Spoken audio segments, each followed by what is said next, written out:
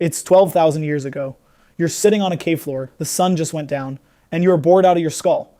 No phone, no music, no group chat to ignore. Genuinely nothing to do. And yet you're about to do the single most relatable thing a human can do after a rough day. You're going to have a drink. Which is insane when you think about it. We built a whole civilization around a drink that makes us worse at everything. We celebrate with it, we grieve with it, we ruin weddings with it, and then we go back for more. So, simple question. When did ancient humans start drinking? And I know your answer. Some genius left fruit out too long, drank it anyway. Congratulations, beer. Lovely story. It's also thousands of years too late, because the first drinker on your family tree wasn't human. No pot, no recipe, no clue what he was doing. And we can prove it, right down to a single letter of your DNA. Let's kill the answer everyone has. Humans settle down, grow grain, somebody ferments a bit by accident, and a happy mistake becomes beer. And it almost gets away with it. The oldest beer ever dug up is about 13,000 years old. But that's not the start of this story. It's barely the halfway point. Because when humans first made alcohol is a totally different question from when humans first drank it. And that gap is about 10 million years. Here's where your brain trips up. You're picturing a person. Hands, a pot, a decision. But for most of this story, there's no pot and no decision. Just a piece of fruit on the ground and a hungry animal with a good nose. Because alcohol isn't a human invention. It's older than us. Sugar plus wild yeast plus a little time makes alcohol all on its own. Nobody has to do a thing. That yeast is everywhere, so any forest is quietly full of the stuff. And animals have been getting into it for an absurdly long time. Which brings us to the actual first drinker. And he is not who you think. Picture your ancestors, not the cave painting ones, a small furry primate up in the trees millions of years ago. He's got one job. Find ripe fruit before anyone else does. But the jungle's huge, and you can't taste test every fruit. You'd starve first. So evolution hands him a cheat code. A smell. The smell of perfectly ripe fruit is the smell of fruit that's just started to ferment. The smell of a little bit of booze. That whiff of alcohol is a beacon, screaming, over here, this one's ready. This is the heart of an idea from a biologist named Robert Dudley at Berkeley. The drunken monkey hypothesis.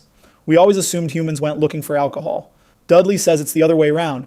Alcohol came looking for us.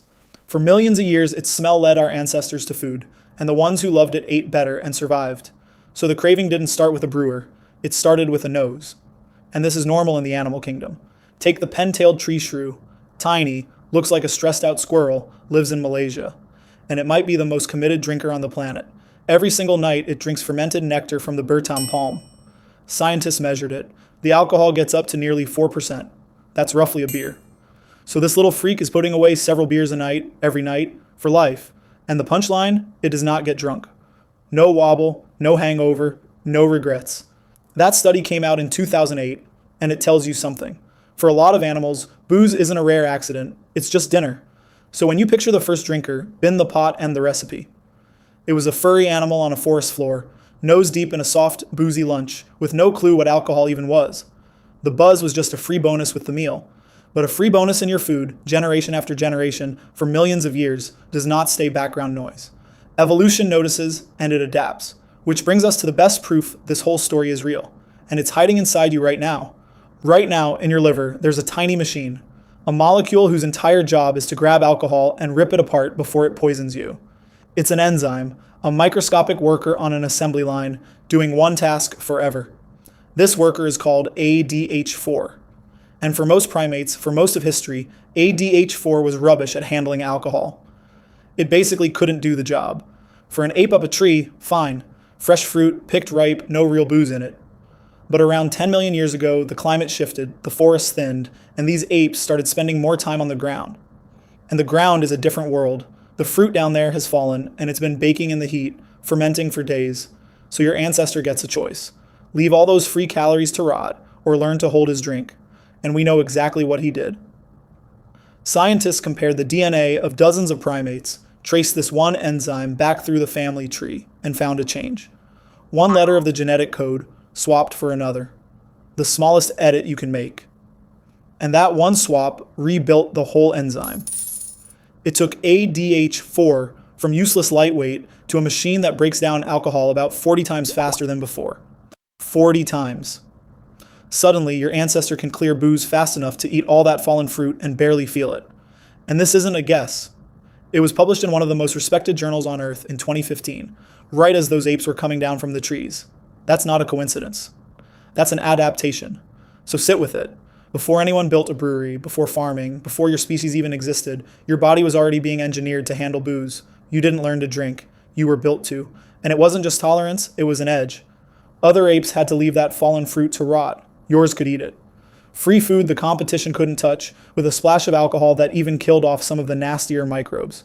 The taste for booze wasn't a flaw. It was a survival kit. So the craving is 10 million years old, but all of that is accidental. The real turning point, the moment this gets human, is when somebody finally stops waiting for nature and decides to make the stuff on purpose. So when? We jump forward millions of years to a cave on a hillside in what's now northern Israel. Raqefet Cave near Haifa. 13,000 years ago, it belonged to a people we call the Natufians. And the Natufians are fascinating because they're standing right on the edge of the biggest change in human history. Not full farmers yet, just foragers who'd started to settle down instead of wandering. 1 foot in the old world, 1 in the new. Now here's the wild part. Raqefet wasn't a kitchen and it wasn't a home. It was a graveyard.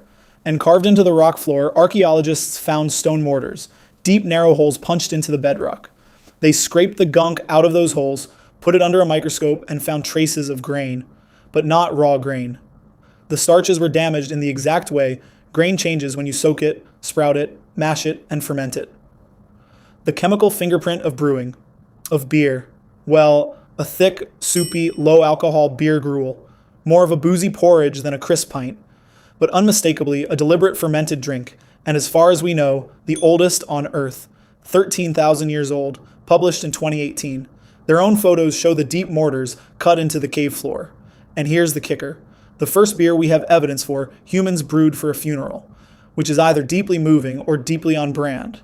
Possibly both. But the date isn't even the best bit. The best bit is the timing, because the Natufians weren't farmers yet. They were brewing this for the dead using wild grain, which means this beer is older than farming. We always told it the other way around. First you farm, then you get a surplus, and only then can you afford to blow some on beer. But Raqefet flips it. The beer shows up first, made by people who hadn't really committed to farming at all, which raises a slightly ridiculous question. What if the beer wasn't the reward for settling down? What if it was part of the reason they settled down? Hold that thought, it gets bigger, because the Natufians were not a one-off. All over the planet, at roughly the same time, wherever humans settled down, they almost immediately started fermenting things. And one site makes the Natufian beer look basic. For that, we go to China, to a place called Jiahu. Jiahu is a Neolithic village by a river in central China around 9,000 years ago.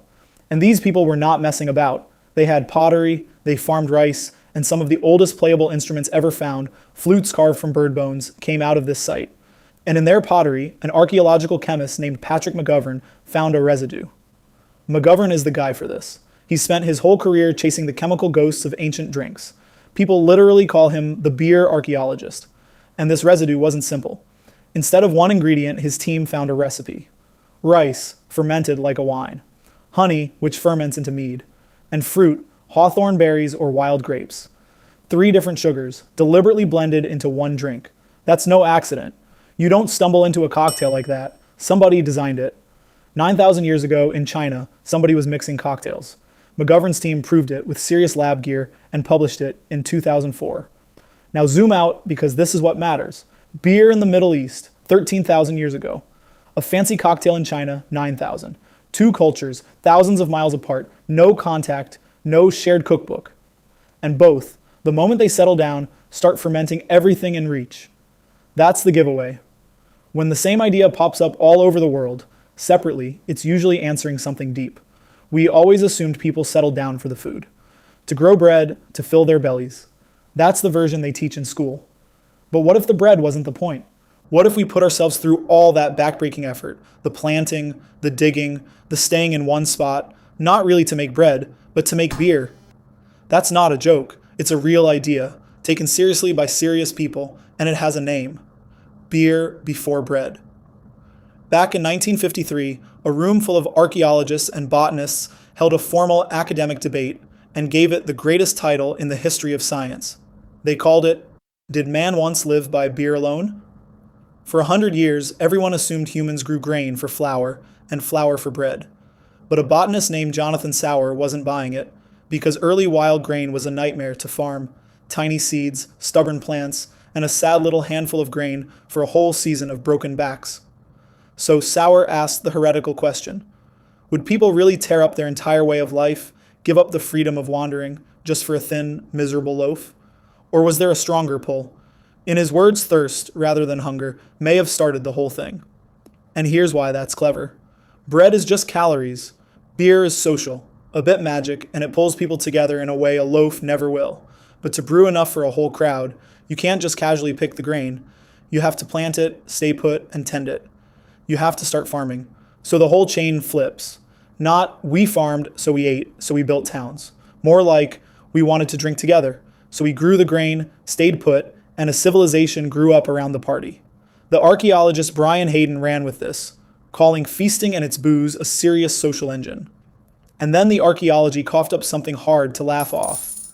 In southern Turkey, there's a site called Gobekli Tepe. Massive stone circles, giant carved pillars, some taller than a person and weighing many tons. It clearly took huge numbers of people to build.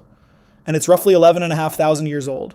And here's what melts people's brains. It was built before farming, before pottery, before the wheel, by people who were, on paper, still hunter-gatherers. And scattered around it, archaeologists found huge limestone vats with chemical traces of fermented grain, surrounded by the wreckage of enormous feasts. So picture it. People walking in from miles around to feast at this colossal monument, with beer, very possibly, to fuel the whole thing. Beer, at a site built before farming existed. Now, I have to be straight with you, because that matters here. This is a hypothesis, not a settled fact. Plenty of serious archaeologists push back on it. Bread mattered too, and the truth is probably tangled. Food and drink and ritual all pulling at once. But you can't wave it away either. The oldest beer we've found is older than farming. The urge to ferment shows up on its own, right at the dawn of settled life all over the world. And the first monuments we ever built came with feasting, and quite possibly great stone vats of beer. The thirst was there at the beginning. So, when did ancient humans start drinking? The honest answer is we never really started. Because there was never a moment we weren't doing it. The taste was there in a furry ape 10 million years ago, chasing the smell of rotting fruit.